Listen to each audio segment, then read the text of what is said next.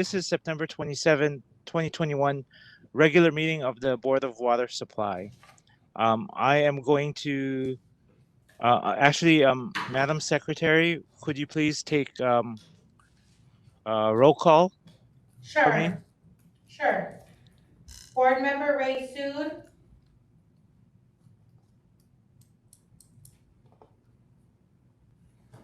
Board Member Max Sword. Here. Board Member Nalehu Anthony. Here. Board Member Jay Butai. Present. Board Member Roger Babcock. Present. And Board Member Ray Soon. Chair Brian Andaya. I'm here. Okay, so I have total 5 present. Okay. We are going to then get started first with the items requiring board action. Sorry, I'm going to dispense, if it's okay, with my usual script. We've been taking testimony in writing as well as online. And I do believe we have, do we have Mr. Nordstrom present? Yes, Mr. Nordstrom is here. I'm here. Thank you, Mr. Nordstrom. If there are any callers, please alert us. But that's another means of testifying at today's meeting. Okay, so first item for requiring board action is the approval of the minutes of the regular meeting held on August 23rd, 2021. I'd like to entertain a motion to accept the minutes at this time. So moved. This is not level. This is Max, second. Okay, thank you. It's been moved by Naalehu, seconded by Max. Is there any discussion or corrections to the minutes? Hearing none, is there any further discussion? Madam Secretary, would you please take a roll call vote? Board Member Ray Soon.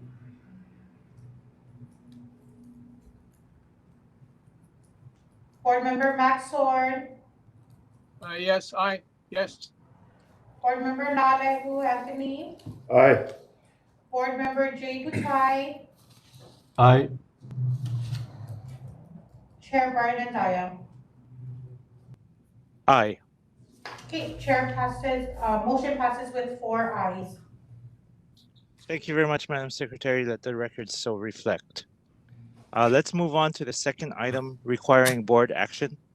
This is for the approval of recommendations to the board by the Hawaii Revised Statutes Section 92-2.5 Permitted Interaction Group, or PIG, on the redevelopment of the Board of Water Supply, Baratania property. Chair recognizes Manager Lau and Mr. Michael Matsuo. Thank you, Chair. This is our Ernie Lau, Manager and Chief Engineer. We put together a presentation for the Permitted Interaction Group members, which are Ray Soon and Max Sword. At this point, I'd like to ask Ray or Max if they would like us to present the PowerPoint presentation and then add anything to the discussion, or if you would like to do the presentation yourself. With the lag time of WebEx, why don't you go ahead, Ernie, and do it? It seems simpler from your end. Okay. Thank you, Member Sword. Here's the report for the board's consideration on behalf of the Permitted Interaction Group. The following recommendations: evaluate and assess what would be required to rezone the property from the current zoning of A2, which is medium density apartments, to a higher zoning such as BMX 3 or business mixed use 3, community business mixed use. Um, And if it's necessary, if it requires updating the EIS, then that would need to be done. Rezone the property, and doing so makes it more economic sense and will expand the opportunities for the department in the future. Point number three, bullet three, ask Corporation Council if redevelopment must conform with the Hawaii Revised Statutes Procurement Code, or if we can approach Queens Hospital as the adjoining landowner to discuss their long-term vision and possibilities of a partnership where Queens Hospital's objectives are met, but also the Board of Water Supply, the department return is maximized. Can you hear me? Can anybody hear me? Ray, we can hear you now. Would you like to take over? Yeah, well, maybe if I can just say a few things. For the benefit of the rest of the members, we met a number of times, and I think what frustrated us was the times are not ripe for developing the property, and I think we all would agree with that. And what we're looking to do is to really push off any decision to develop. However, we believe that it's not just the economics and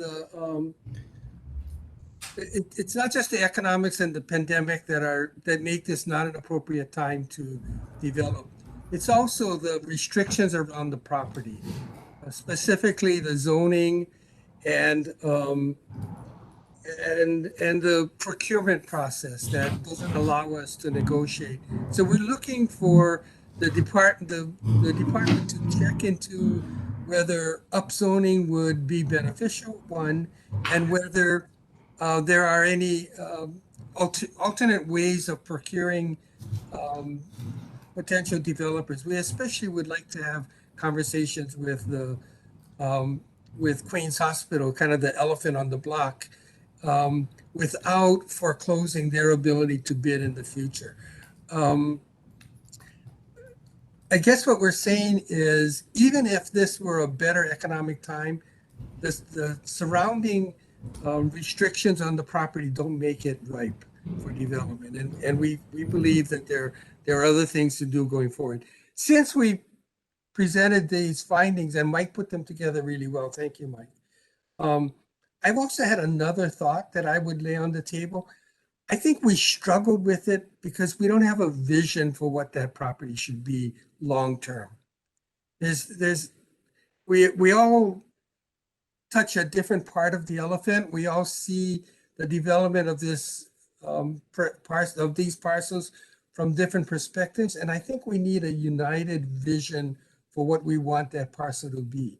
And so in the interim, the same interim that we're looking at zoning, et cetera, I would want to add another, perhaps amend if that's possible, but add another action item, and that is to have the permitted action group, interaction group, in fact, engender a vision process for those properties involving as many members as possible, as well as perhaps selected members of the community. Max, I'm sorry, this comes out of left field for you. I apologize, we weren't able to talk about it. But I suspect you would agree, because I think we both had the same frustration. Yeah, you're correct, because I think we also discussed the what to do, the vision for the property. I know that a couple of them were kind of iffy on our discussion, and certainly you're correct. There needs to be at least a clear vision on what we're going to use the property for. But no, I'm along the same thoughts, Ray. So it's not out of left field for me. It's well put anyway. I don't know if it's appropriate, but I would love to hear from Mike, because he's been wrestling with this parcel for at least 10 years, and I'd love to know where he's at on the recommendations. Board member Sun, board member Sword, your points are well taken, I believe. And yes, has been a kind of a long process where we really didn't know what we wanted to do. The first time we did it, we did a kind of like a all or nothing kind of thing, like, just go do whatever you want with it. And, that didn't turn out so well. Um, the second time around, we tried, directing it a little bit to make it a whole lot less risky for people. But even that, I think, is still, I don't necessarily know what we want this to be. And like you said, I think we are kind of lacking a vision as to what the Baratania property should be. Should it be all board water supply? Should it be a blend of board water supply and other things? Definitely, there are things that make sense. Going with the medical related fields is probably a good idea. It's just that, since Queens is so close by, but again, like we always discuss is, it cannot be only good for them. It got to be good for us as well. And I think that's what we struggle with. So, yeah, I think maybe some kind of visioning process might be good. It might help us maybe focus again on where we want to go with the property. Uh, that's kind of what my take is. Ernie, Yeah, maybe you have something. I think you hit it right on the head. When you said what is good for us, and I think that's a vision that we need to at least kick about and see what do you want, because what really is good for us? That's the question which needs to be answered, as well as what's good for Queens is what good for us as well. So. I think that's something that we need to kick about and decide what's the vision for back there. With the point, as you point out, what is good for us. Okay, great. Thank you very much. Is there was there anything else? I do want to thank Ray and Max for serving on the permitted interaction group. It sounds like you'd like to continue the discussion to somehow develop to television. Is that what I'm hearing? Yeah, I think so. I think Yeah. If the rules allow us to continue to work, I think I would like to continue to work. What this memo does is it illustrates where our thinking is at. We would love to hear from other members as well, if as to whether they believe we're on course. But if we could amend this to basically say that the permitted action group continue, that would be a good thing. Yeah, at least try to work out what was brought up, Ray, as you mentioned, and Mike also mentioned. What is the vision? What is the vision? I think once we set that up, the rest should fall into place.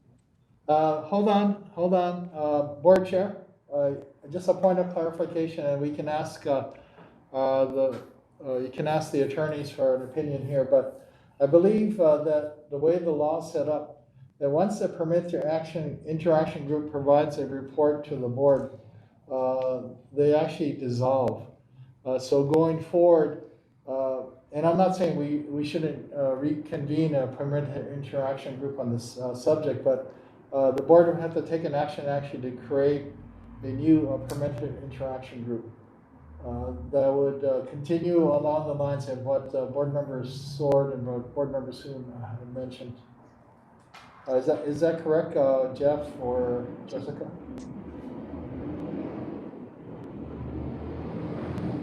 The sunshine law question that should be directed to your board attorney, Jessica. That's something I'm gonna have to look into and get back to you on. Okay. Brian. Yeah. Okay. How about we do this? Let's table this, because if we accept the report and vote on it, then it's possible that the PIG will be dissolved. So I don't think we have a deadline in terms of, accepting the report. So let's table it perhaps to the next meeting while we get further advice. I was thinking maybe just considering today's report, which is a good one, considering it an interim report or just an update as opposed to the final report of the PIG. Chair. Are there any objections? I don't have an objection, Chair, but I would like to see have the presentation of the slides, the PowerPoint. Chair, we can do that. Definitely, if that hasn't been done. Sorry, I thought we had gone through it. No, we haven't got. We'll go to the PowerPoint now. Okay. Okay, Mike, take it away. Okay, actually, it's just pretty much a recapture of everything, but we can go through it anyway. Okay, so this was the approval of the recommendations coming out of the Permitted Interaction Group's report that was submitted on July 26, 2021. Okay, so yeah, actually, just to as a reminder, I know you've probably all heard this before, but it was at the urging of the City Council that we began an effort to redevelop the property back in 2012. And therefore released a request for proposals in 2013. However, we did not have any. We did get several interested developers, but ultimately no developer was chosen. And informal discussions that the manager had with developers indicated that the redevelopment requirements were too risky. Just basically because we didn't set any kind of limits. It was basically do whatever you want, over the whole property. We didn't specify it had to be just the parking lots. It could have been everything. And that basically was a little too risky for everybody. So what we did was to make it less risky, we identified the three most likely scenarios based on a market analysis that our consultant prepared. And we also did an environmental impact statement to identify both the potential environmental issues and also any other development challenges that would arise from these scenarios. So the three scenarios, the first one was the assisted care facility and parking structure, which is over the open parking structures on the upper left side. This also included the BWS office building and parking structure that you see on the upper lower right corner. Scenario 2 was affordable senior rental apartments and a parking structure, and then also the BWS office building. And finally, the last was basically a big, larger parking structure in the BWS office building. And again, October 22nd, 2018, in accordance with revised statutes, the Permitted Interaction Group was created to ensure that the redevelopment adequately serves the needs of the department and its customers, and to serve as an avenue to freely discuss issues and exchange information and ideas without violating the Sunshine Law. And as board member Soon indicated, the group met several times between 2018 and 2021 and submitted its report to the board on July 26. Summary of the findings of the group. They felt that they were not convinced that we should proceed with the redevelopment for the following reasons: the current economic turmoil and uncertainty. The recommended scenarios may not maximize the use of the property, and the highest and best future uses will probably be hospital and or medical related, such as long-term care, expanded hospital services, medical research, and geriatrics. And also felt that we're not in a position to capitalize on these future uses at this time. And it may be best to partner with a medical provider such as Queens. But again, the partnership has to be mutually beneficial, especially to our ratepayers, and provide an acceptable rate of return. So the first step they felt should be upzoning the property to maximize future options. And to this end, the interaction group came up with 4 recommendations, which were presented in the letter. And again, this is just the 4 recommendations, not including the new one that board member Soon brought forward today. And that's pretty much the presentation. It didn't really offer anything new. It's just basically a summary of what was in the report and finally what the four recommendations that are before you today for approval or not. And that's it. Someone might ask why we looked only at affordable rentals and senior housing, et cetera. That's because of the limitations of the zoning on the property. And because the consultant felt those are the best uses given the limited zoning. And so our question was, well, that doesn't maximize the use of the property. Should we just look at rezoning the property? So, Ray, that was a question that I had. So is it correct that the three alternatives not require zoning changes? That's correct. I That's see. correct. I see. And to some extent, there was significant political push from both the council and the previous mayor to develop the property, to get it done, and as opposed to just sitting there. And I think that pressure forced the consultants to look at the existing zoning, given that zoning would take a while to. We don't feel the same urgency, at least Max and I didn't feel the same urgency. And so we asked ourselves, wouldn't it be better in the long run for our ratepayers if we re-looked at the zoning first?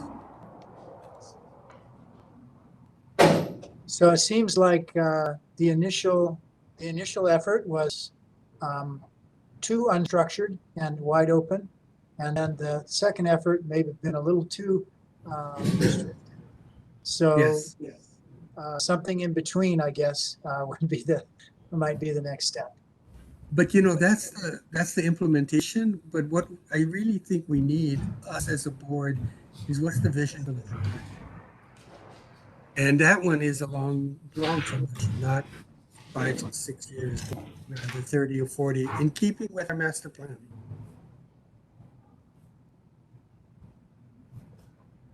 So what would be the process that we would need to go through to do some visioning?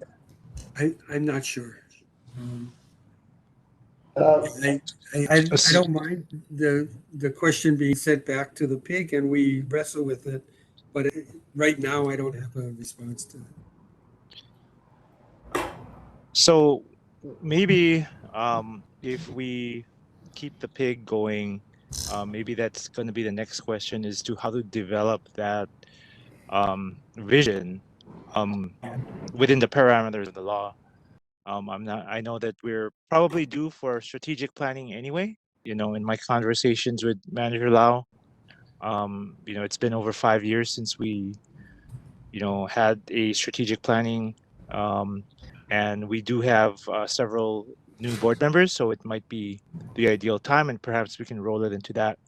But I think keeping the pig open and studying those options would be something something I would want to see, as opposed to dissolving the pig and then trying to start from scratch.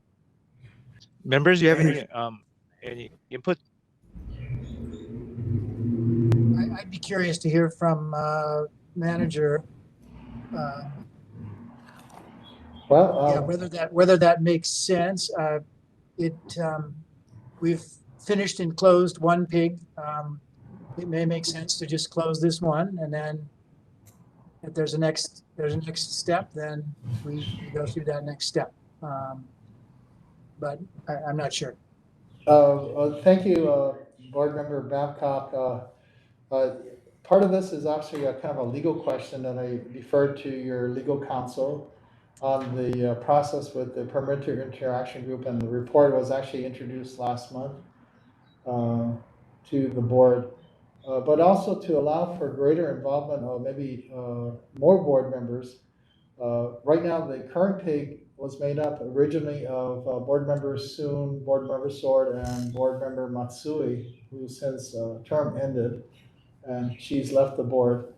Only those two board members. But if you were to consider maybe ending this current permitted interaction group and establishing through the board process a permitted interaction group that consisted of maybe more board members that might want to be involved in this important discussion.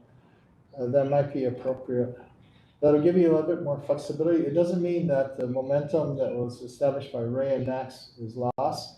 It just means that it may allow for a process where legally more board members could be involved in these, discussions that don't have to be sunshine and open to the public. Especially the visioning process, that might be a good thing.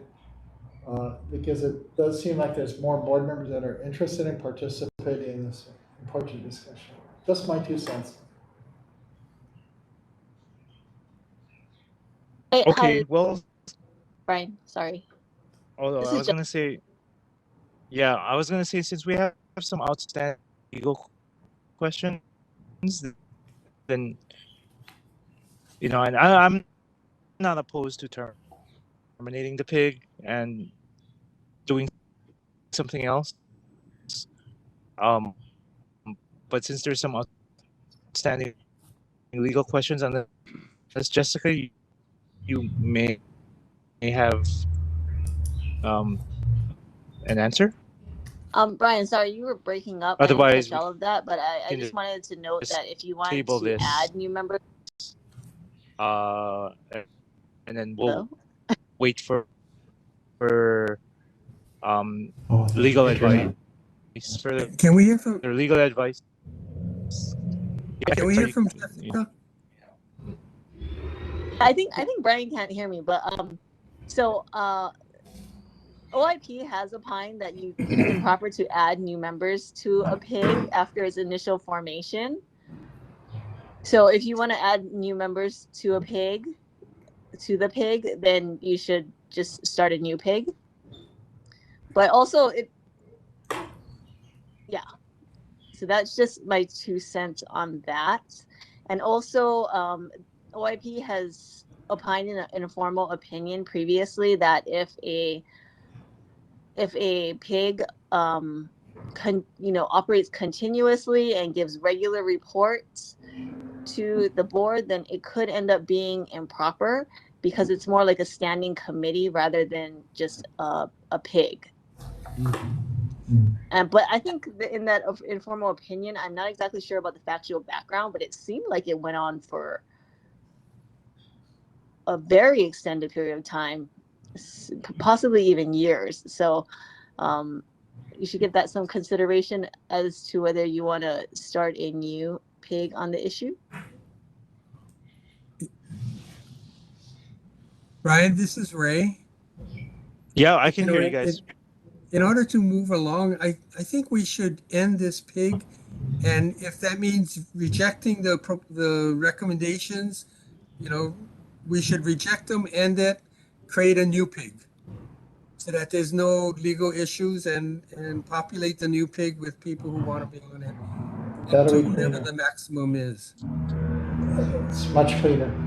Okay, so given the legal opinion or legal advice we just received, and as well as board member Soon's recommendation, I can then entertain a motion to accept the report. I don't know if we have to accept or reject the recommendations, but we can accept the report, which would then terminate the existing PIG, and we can put on perhaps for another meeting establishing a new PIG.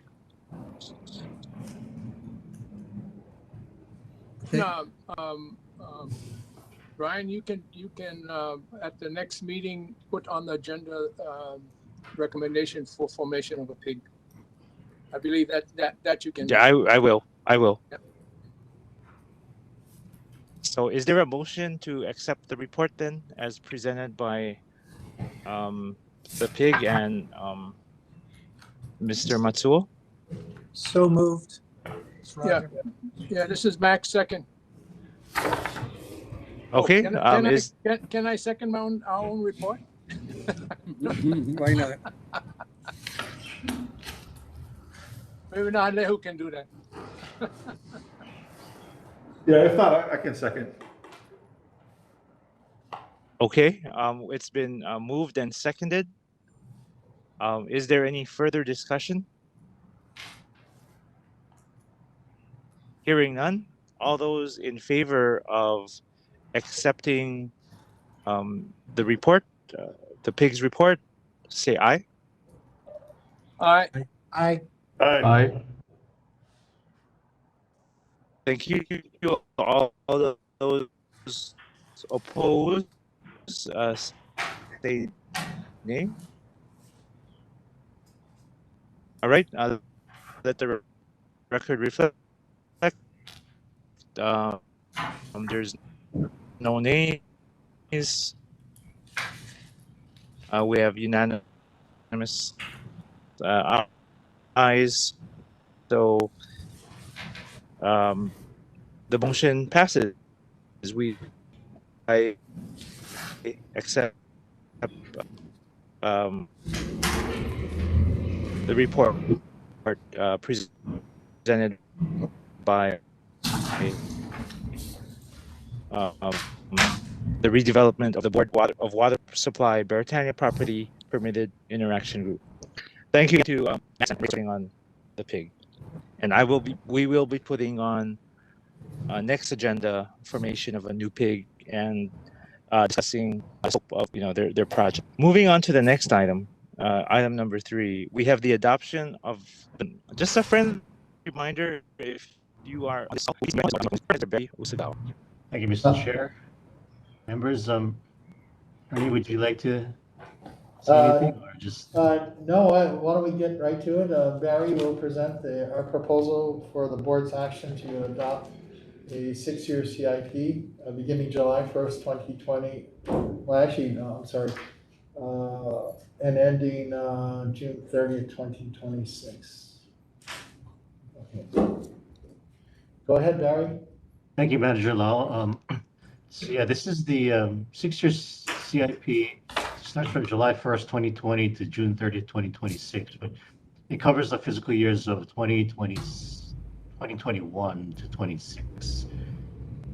You could pull up the PowerPoint, please. And for the record, my name is Barry Usugawa. I head the Water Resources Division, and I'm going to be co-presenting this presentation with Mr. Dominic Diaz, who's the head of the Long Range Planning Branch. So the Capital Improvement Program is a requirement of the city charter. So I touched on that, and then I'll go into the basics of how we came up with the projects in the CIP, and Dominic will highlight the various projects in the CIP. So the revised charter references section 7-105D, powers and duties and functions of the Board of Water Supply, and it states that determine the policy for construction, additions, extensions, and improvements to the water systems of the city, which shall include a long-range capital improvement program covering a period of at least 6 years, and which shall be adopted after consultation with the Director of Planning and Permitting, which may be amended and modified by the board from time to time. So we've taken this CIP document, consulted with DPP, and have incorporated their comments as required by charter. So for the last decade, I guess, we've been working on first the BWS vision and mission statement. You've seen the strategic plan, and emanating from those strategic documents are these strategic initiatives that I'll start from with the Watershed Management Plan, which is the long-range resource plan for the entire island of Oahu, and incorporates not just the Board of Water Supply's use, but also private, military, and government uses in relation to water use and development, as well as resource protection and management. Going counterclockwise, the Water Master Plan, which was adopted in 2016, is of just the Board of Water Supply's water system. And then from there, the strategies and objectives in the master plan drove the 30-year, what we call infrastructure investment plan, basically a 30-year CIP, and which we are presenting the 6-year today. Of course, it was with the understanding of the long-range financial plans, our ability to finance these improvements. The water conservation plan, which to reduce the per capita demand down so we could and stretch the existing infrastructure capacity as far as we can by being more efficient in how people, our customers, use water, but also how we move water throughout the system, reducing water losses and stuff. The energy savings program under Manager Law's initiative, it's about complete, how we can use energy more efficiently, installing photovoltaic and 40+ facilities, trying to help meet the state's renewable energy goals. And then there's spaces for other current and future initiatives. One that I would mention is the BWS Source Water Protection Plan that we are just launching now, and how we will protect our resources going forward. So the master plan looks ahead 30 years and then evaluated entire potable and non-potable recycled water systems. It identified the necessary improvements, and it balances those needs with costs of providing water to our customers. We looked at population changes throughout the Oahu, and the planning horizon was 2040. Note that in the darker green, those are existing populations, sustainable communities with very little growth. Those in yellow are the identified growth areas in Eva, and the primary urban center and Central Oahu is an urban fringe, projecting almost 20 MGD of potable water demand, but it may be tempered by advances or in conservation savings. But we did look at population forecasts to 2040. Sorry, Barry, to interrupt. Yes. Are those connections or people? Those are people. If you could Okay. go back there, please. Yeah, populations and then water use. It's either up or down. Yeah. Thank you. Sorry. I've seen this slide before. It's a very complex integrated water system serving 145 million gallons of water, potable water per day to about 1 million people through a series of tunnels and shafts and groundwater wells, treatment facilities, reservoirs, booster pumps through 2,100 miles of pipeline, 21,000 fire hydrants, and about 170,000 service accounts. And so in the master plan, we conducted a comprehensive condition assessment of our entire water infrastructure, which included transmission and distribution systems. We sent drones into the reservoirs to look at the inside as well as on the outside, leak detection, investigated several different types of new technologies as we did. And that all folded into prioritizing our facilities in terms of when they need to repair or replace them. The other major effort that we did was look at system capacity to accommodate growth. And so we analyzed the entire system and modeled. I think we created 10 hydraulic models to evaluate flows and pressures for fire protection as well as domestic needs to 2040. Of course, climate change is a very front of mind issue. We had to look at some of the previous trends that rainfall has been decreasing. And this is only up to 2010 or so, but what were the trends in rainfall? Because that supplies our aquifers, and our sources are designed to extract a certain amount of water from an aquifer, and what kind of impacts to that long-term sustainability were evaluated. We had 2 scenarios, dry and wet future. We also looked at sea level rise and coastal erosion issues, which we continue to do that with the city's One Water Collaboration Ordinance. Those are incorporated into the master plan as well. And so our major recommendations in the master plan include We need to develop new drinking water supplies for Waipahu and the Honolulu system. Most of the pumps are in good condition. We identify which pumps we need to rehabilitate and which ones we need to build new ones where needed. While 90% of our 172 reservoirs are in good condition, we identified which ones we need to repair and replace, and also 2 reservoirs, and also build additional storage in the growth areas. So Waipahu, Honolulu, and Waianae, because we transfer water into Waianae. We identified the high priority pipelines in our system and where we will planning to install new pipelines, primarily for transmission to add capacity in the areas of greatest growth. And this is our funding level from 2018 to 2046. It's very long term. It's millions of dollars on the left y-axis. The various color codes are the different components of the water system, from non-potable to tools and resources, treatment sources, facilities, storage, pumps.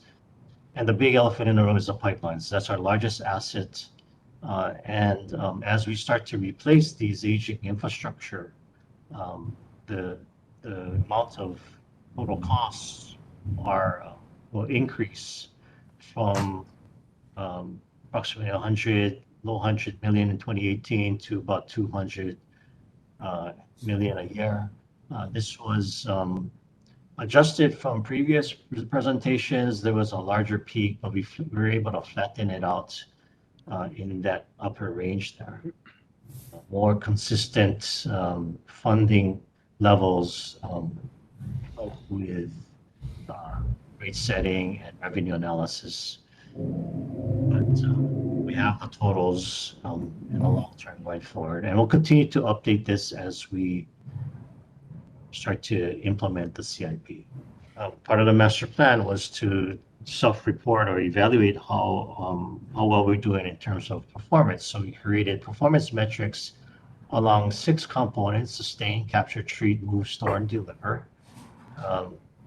These metrics are reported in the BWS strategic plan update to the board.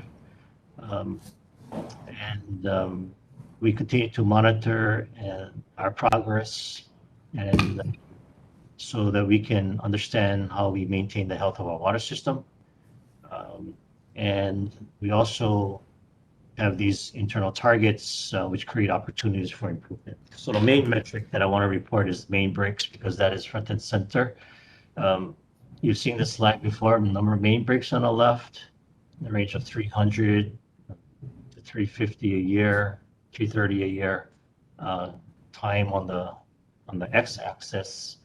What we found was we need to annually replace 21 miles of pipeline, and we've given ourselves about 10 years to wrap up, because we need to build that internal capacity and also pay the funding for that. But we found that in order to bring main breaks down, we need to replace those pipelines. And if we didn't, then the blue line would show main breaks would take off to 500 a year, which would just cause a whole lot of disruption of water service, traffic, costs in our operations would go up. So by implementing the pipeline replacements in the CIP, we look to anticipate the main breaks to start to drop towards the end of the 6-year period, when we start to ramp up to 21 miles. This is our metrics for main breaks. We have 2, number of main breaks per 100 miles of pipeline and number of main breaks annually. You can see that our metric is 15 main breaks per 100 miles, or 300 a year, and we're actually up above that, still in the 330 main breaks a year range. So the status is we missed that goal by less than 10%, but we continue to report that. Through that hydraulic analysis and our prioritization models, we created pipeline risk scores on the island, and they're color-coded in this heat map. The extreme high priority pipelines are in red. The high are in orange. And they distributed pretty much around the island, but certainly where most of our pipes are is in Metro Honolulu. They're using this info asset software that we've developed. So we know where they are, and we just need to get to installing them. This is the projected rates. This is a 3-year average. So what's in blue is a three-year estimate ramp up to 21 miles per year. A 6-year is depicted in yellow. So we are proposing that continued ramp up. We hope to see main breaks start to decrease shortly. So the master plan benefits, so it allows us to plan for future infrastructure needs, so water is available when and where it's needed. It provides an understanding of our water supplies demands and the water system. It maintains high water quality, improves our distribution system, reduces costly emergency repairs, regulates and prioritizes system capacity expansion and repairs over a 30-year period based on risk, which is consequence of failure times the likelihood of failure of pipelines. So improve the long-range infrastructure decisions with greater accuracy and efficiency, evaluates and improves the water system standards, which we have been in the process of updating so that infrastructure lasts longer, providing more value to our ratepayers and reduces our costs as well. That improves our ability to control costs and spread these investments and rate changes over time. So those are the master plan benefits. I think I'll turn it over to Dominic, who will give you a summary of what's in it. Thank you very much, Dominic. Aloha, board chair, board members, and any members of the community joining us this afternoon. As Barry said, my name is Dominic Diaz. I work for him in the long range planning branch in the Water Resources Division. Just going to highlight some of the projects and specifics within the 6-year CIP. Hopefully get a better understanding of what we put together to address all of the things Barry just finished talking about. So what you see here is a summary of the 6-year capital improvement program by project category, including construction cost index and contract adjustment accounts. The total cost for these 6 years is just over $1.142 billion.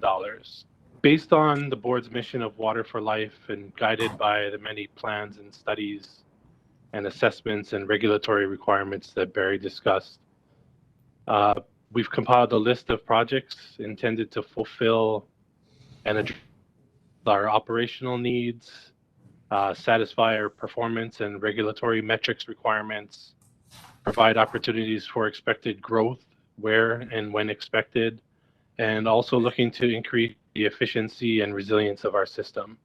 As I just stated, the total CIP budget is just over $1.142 billion.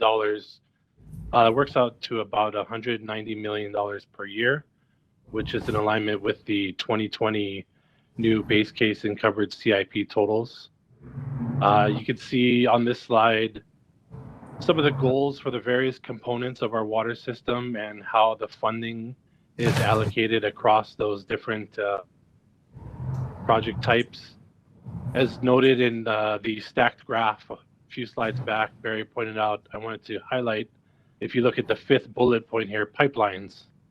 And the 6-year CIP averages about 13.2 miles per year of pipeline work as we ramp up towards the goal of 21 miles per year. Total funding for pipelines, $534.3 million, or 57% of the CIP. And that's 83 miles of pipeline, 79 replacement miles, and 4 capacity expansion new miles. And you can see some of the other categories here, $43.5 million for source development, just over $100 million for pumps, about $80 million for storage needs, and tools and resource funding, as well as treatment projects. In 2018, the EPA enacted the American Water Infrastructure Act. This was an amendment to the Safe Drinking Water Act which required all municipal water systems serving over 3,300 persons to perform a comprehensive risk and vulnerability analysis and develop emergency response plans. And in this effort, the first thing we did at the Board of Water Supply was to identify our most critical assets. And then we started with the analysis based on our critical assets. And what you see here is a list of projects that are directly related to what were considered Tier 1 critical assets for the Board of Water Supply. So those include the MCC replacement work at Honolulu Wells 2, as well as Kalaeloa Shaft, facility repairs at Kaunohi Booster and Kaunohi Wells, the replacement of the Kappa 272 Reservoir, the Waihe'i Tunnel and Inclined Wells Chlorinator, upgrades and repairs at Wilder Wells, as well as the replacement of the Wilhelmina Rise 811 Reservoir. And I'll just go through these real quick, but this is basically a distribution of the projects from the 6-year across the island. They're color-coded by year, and the shape sort of denotes what project type. And this is basically the same map, but this is just showing capacity expansion projects. So looking at some of the specific projects here in the 6-year CIP, I wanted to start with some source development projects. The major source production project in this 6-year CIP is the Evashaf tunnel improvements. This is a potential 10 million gallon a day source. The scope of work includes bulkheading a portion of the tunnel and sealing the existing shaft, relocation of the pump station to the other side of the stream, as well as streamlining to prohibit surface stream water from introducing any contaminants into the source. Another potential source development project we have is the Kunia Wells 4. This project will develop 3 exploratory wells in the 6-year CIP, which ultimately could become a 3 million gallon a day production facility when the exploratory wells are converted to full production wells. This project did receive $1 million in funding appropriated by the Hawaii State Legislature. The last source project I'm going to talk about, and this one is exciting for me. This is interesting and very hopeful. This is the Kalaeloa Seawater Desalination Facility. This is going to be developed under a 20-year design, build, operate, maintain contract. It'll produce 1.7 million gallons of potable water, which we'll be able to introduce into our system. It has the potential of expanding to a 5 million gallon per day facility in the future. This project has been accepted for a 25% grant funding under the Bureau of Reclamation's Water Smart Title 16 grant program. Just highlighting some of the reservoir work in the CIP. The first project, the Kappa 272 Reservoir replacement. As I said, that was one of our critical assets in the American Water Infrastructure Act assessment we did. The existing 2 million gallon reservoir will be replaced with a new 1 million gallon reservoir. I've been asked in the past why a smaller reservoir. The existing tank has significant leaks, and the site itself has only enough space for a 1 million gallon reservoir because we need to keep the existing reservoir in service while the new reservoir is built.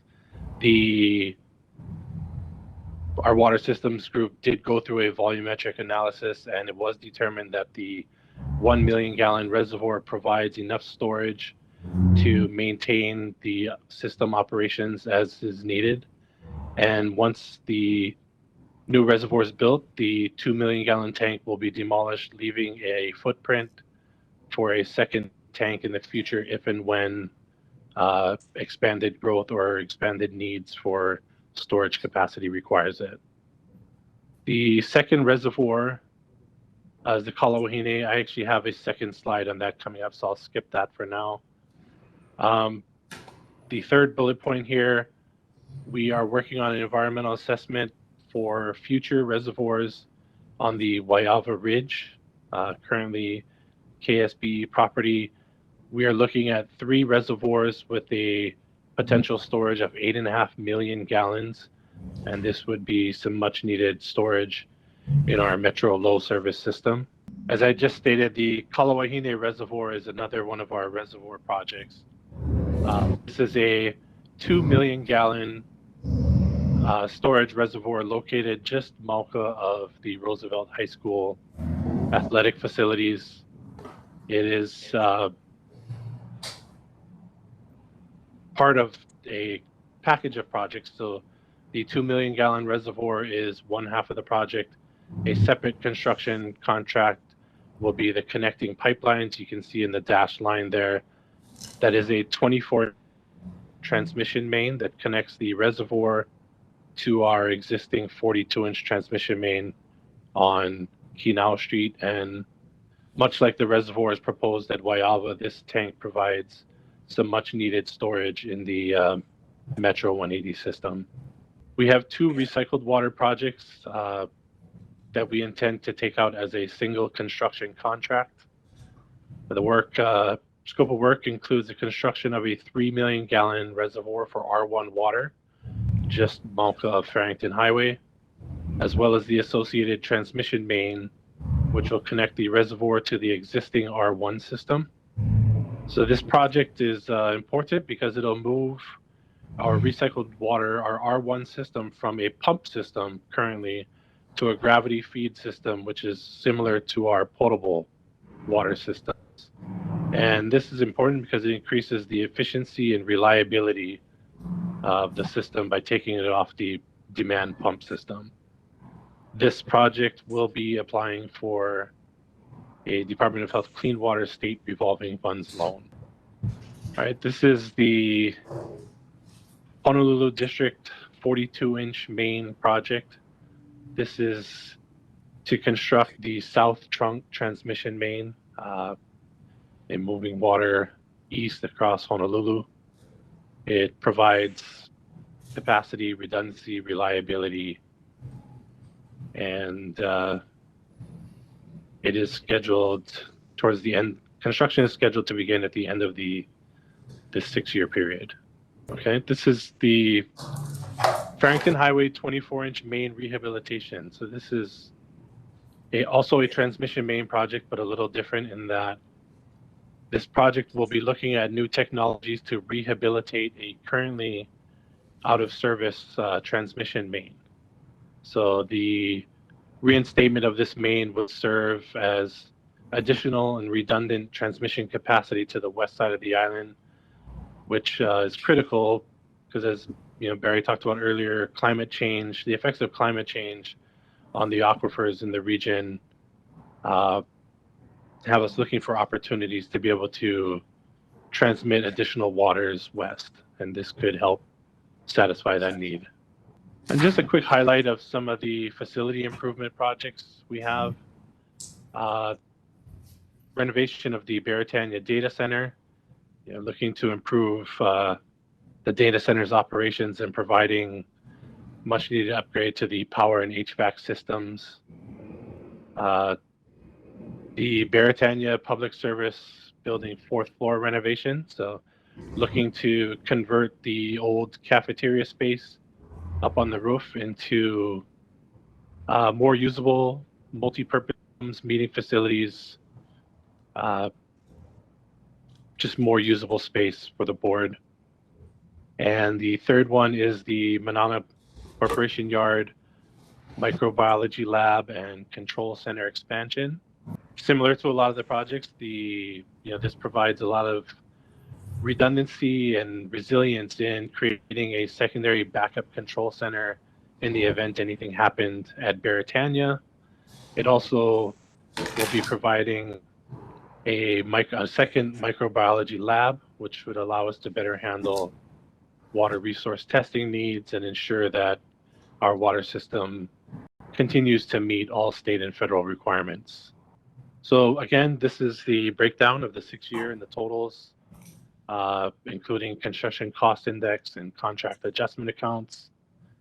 And thank you for your time. And Barry and I are available to take any questions at this time. Thank you very much, gentlemen, for your very comprehensive report. Members, any questions? I have Jade, a question for Dominic. What are construction adjustment accounts? Basically, if you anticipate the need, you don't have an exact, it's for an expected need for additional monies on a project. If you feel that there might be a change or a discrepancy along the course of the project that might cause you to need to be able to allocate additional monies, then those are set forth prior to the approval. Kind of unforeseen, planning for unforeseen needs. And those adjustment accounts are project by project, or is there a big rainy day fund of some sort? No, they are identified by project. And when the project is over and we find that we don't need the adjustment account, where does the money go? Ray, is there? I think it goes back into the general fund of the board. Yeah. Sorry, so any unspent appropriation. Hold on, Ray. Oh, sorry. Okay, so the Ray, board member soon. So the unspent money on the contract adjustment account would be carried forward to the next fiscal year. If it is rate revenue, then we can carry it forward. If it's special purpose, actually the water system facilities charges, then it would stay in that fund. But it all is carried forward. hey Ray, subject to contingencies. Yes.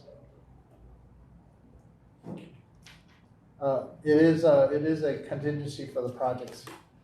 So we try to keep the contingency amount to about 10%, but if for some reason we need more funds, then these accounts would help to fund those changes.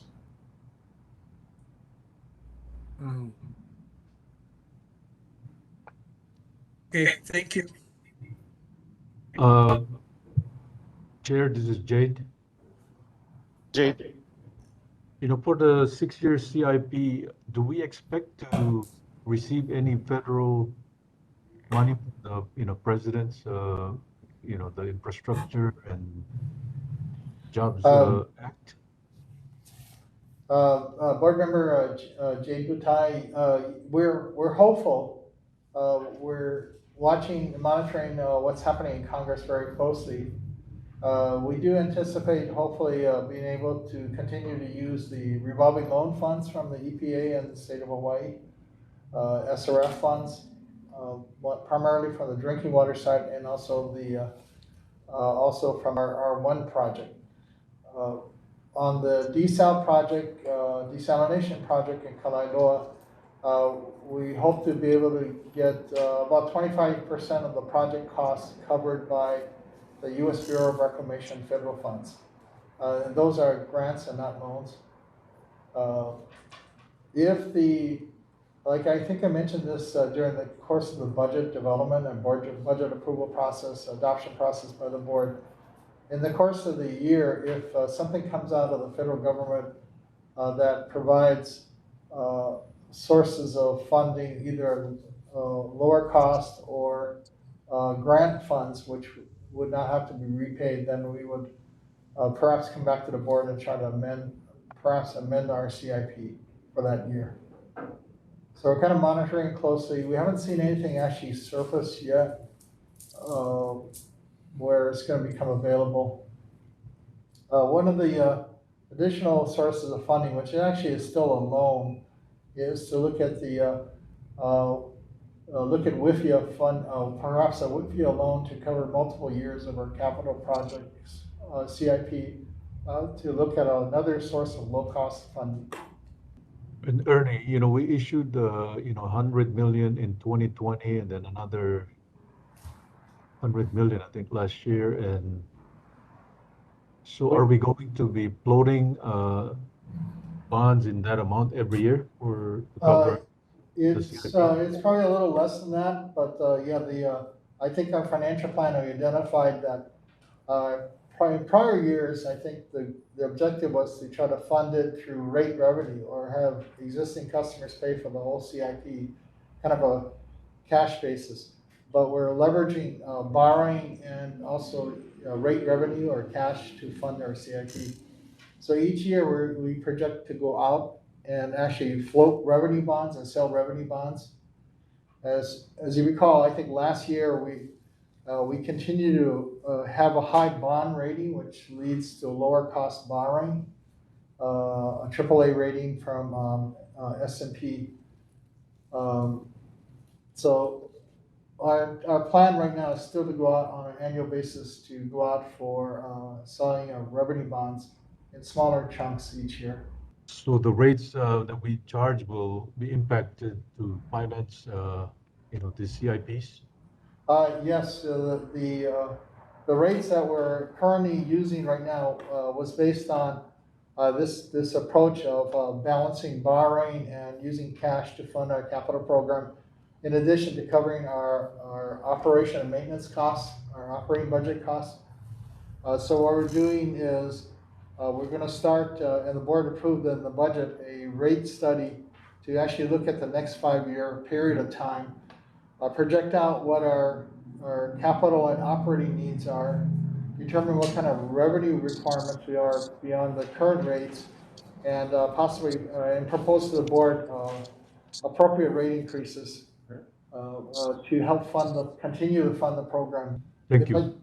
Yeah, thank you, Jade. I just want to say I appreciate the board's willingness to look at long-term planning and support long-term planning, support long-term capital programs or CIP planning, and also looking long-term over the financial needs and planning for that, and trying to achieve, getting the appropriate rates in place to generate the revenue we need to continue to invest into our water system, but also trying to balance that with affordability for our customers. And I appreciate the board's willingness to do that. It's actually very important to the bond rating agencies when we present to them each year for a rating. All right, thank you. And I do echo Manager Lau's comments. We have spent quite a bit of time with the long-term planning, and those reports are available. If anyone would like to have those or to have another copy or a refresher on those are very important. Please contact myself or Manager Lau. And as I mentioned earlier, it probably is time to revisit and relook at some of those plans. We do need to adopt the plan, the CIP plan as presented. Do I have a motion to approve the adoption of the 6-year CIP for July? So move. This is Jade. Thank you, Jade. This is Max, second. Thank you, Max. Madam Secretary, would you please do a roll call vote? Sure. Board Member Ray Soon. Aye. Yes, aye. Board Member Max Sword. Aye. Board Member Nalegu Anthony. Aye. Board Member Jay Butai. Aye. Board Member Roger Babcock. Aye. Chair Brian Andaya. Aye. Chair, motion passes with 6 ayes. Thank you very much. Let the record reflect unanimous approval of the 6-year CIP program budget. Thank you very much to Manager Lau, Mr. Usagawa, Dominic, and everyone else who put the work into this. Mr. Chair. All right. Well, it's not Alehu. Just a couple of the questions I think is important to just follow up on some of the other board members' questions. So, Ernie, one of the things that actually is there someone who's tracking the infrastructure bill right now? Yes. Yeah. It'd be great. I mean, because it hasn't passed yet, right? It's still a little malleable, but it would be great to get a briefing from one of the congressional staffers or a set of them to give us an idea of what may be possible with some of this, understanding that I think what Jade brought up, this idea that what it sounds like, right, is that as we get more and more miles of pipe in the ground each year, that's just more and more costs each year, right? That we're burdened with either floating bonds, which is ultimately a loan, or raising rates. And I had been in a discussion, which is I think separate to clean water, in and around wastewater, with some of the infrastructure dollars that are going to become available. And it sounds like those some of the loans that they make available through APA to the state, they're going to make them much more attractive to folks who would want to apply for those by not requiring as much match as they typically do in kind of normal situations. So I would encourage the Board of Water Supply to take advantage of all of that if we can get either better rates and or grants, to your point. Yeah, Yeah. thank you. Yeah. We'll keep our eyes on that, and we can reach out to the congressional delegation to see if any of them might be willing to do an update to the board on the various actions being taken in Congress. Yeah, might be useful just because there's just billions and billions of dollars flooding towards clean water and wastewater as well across the nation, and we want to make sure that we take advantage of that to, as much as possible, lessen the burden to ratepayers. Definitely. Yeah. Thank you. Thank you. Yeah, thank you for that. I'm actually chuckling right now because as you all know, I'm on payroll for Senator Schatz, and believe me, as soon as we know anything, not that they tell me everything, but as soon as we know, we'll let you know. But yeah, presentation, I'm sure we can arrange that. I think it's just that there's just not. I just don't think they know at this point in terms of the bill that's on the table.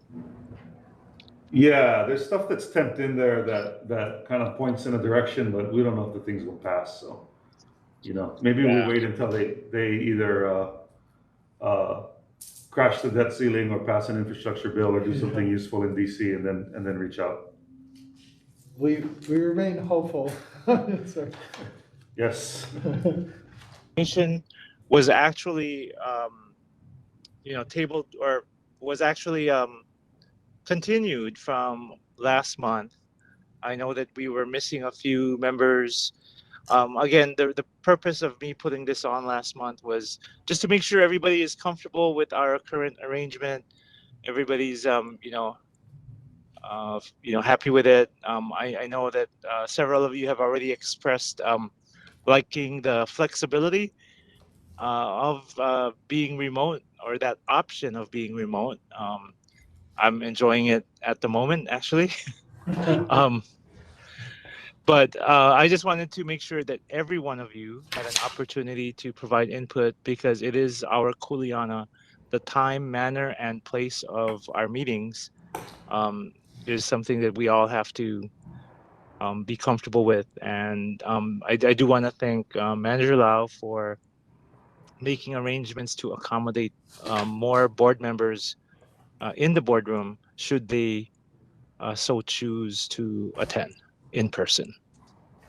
But if anyone else didn't have a chance to comment, please, by all means, this is your opportunity.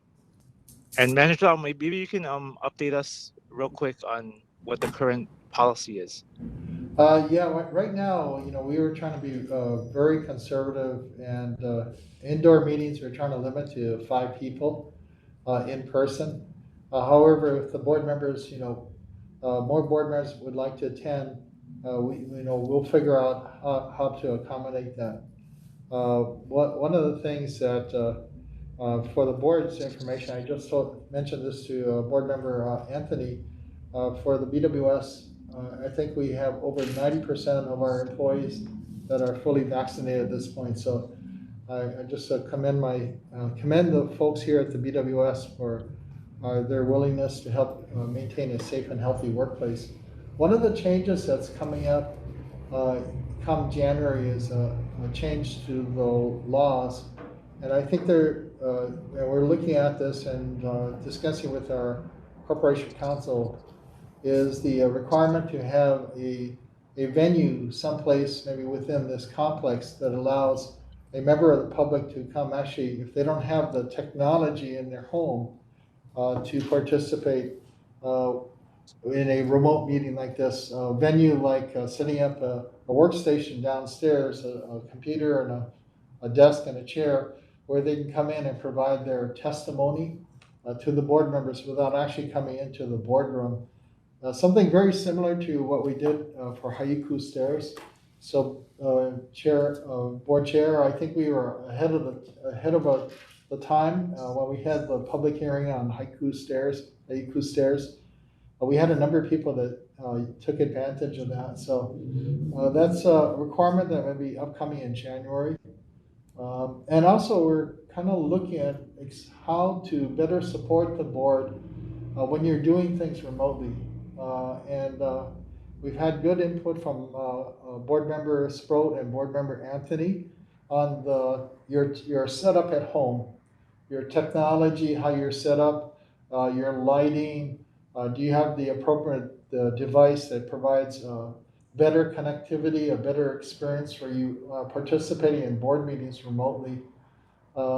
Something as simple as like a ring light or a better camera or microphone can make a world of difference for your experience in participating remotely with the board. So I look forward to suggestions from board members on that.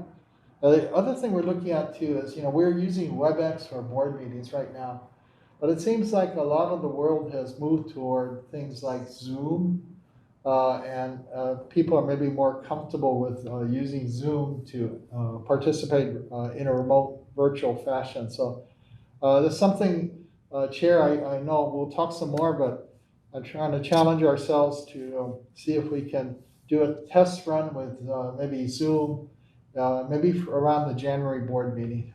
I think we need to work out the details on how to do that. And that might make your experience, board members, a little bit more pleasant. Of course, there are things we need to do to this boardroom too, I think, in terms of how the cameras are set up, how the microphones are set up, because we're going to still need to wear masks in this room, but maybe more microphones that are closer to the person that's speaking would provide better sound quality to other board members and also to the public that's participating remotely. So those are some of the ideas, but I really welcome any ideas, members, that you might have on how we can improve this process. It looks like, we can still continue to have these hybrid in-person virtual meetings, even if the governor's emergency proclamation ends. And I just want to commend you all board members. The participation in board meetings has increased by board members. So we used to have trouble getting quorum for in-person meetings. Now we almost every month have more than the quorum minimum. So I just want to thank you for that too.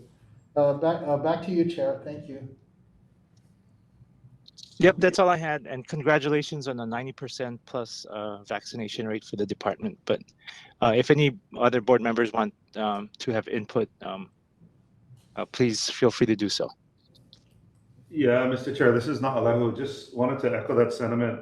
I think we were talking in Ernie's office before we came in, but just this is Board of Water Supply has worked, it's obviously worked really hard on the technology to make sure that these meetings are accessible and that people have the ability to chime in if they want to via testimony. And, while some of us are either away or on other islands or just, in place at home, the technology has really helped us to all stay together and be able to engage. So I think like personally, from the standpoint of like broadcast technology and some of the stuff that I do in my work, I don't see Zoom meetings going away anytime soon.